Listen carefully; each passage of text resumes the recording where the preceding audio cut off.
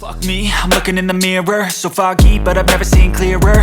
I don't really think anyone can save me, and honestly I'm not really sure I want saving. I like to be my own worst enemy. There's no risk if you don't try at anything, so I'ma just get buying everything. See you in the next life, have to be a better me. I don't think that my head's on straight, gotta flip it and grip it and go and get an x-ray.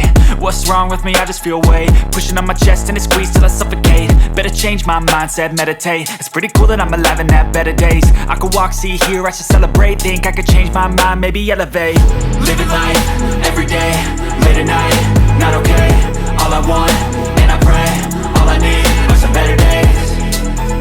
Yeah, all I need are some better days. Cause all I want, and I pray, I believe in the better days. I'm kinda stuck between a rock and a hard place. Do I work hard, or live at my pace? You're only young once, yeah that's all great, but I also want a future where I'm okay. Living life is doing lots of cocaine. Wait no, it's living with no shame. Wait no, it's sleeping in on Sundays. I guess it's different for each of us and that's okay.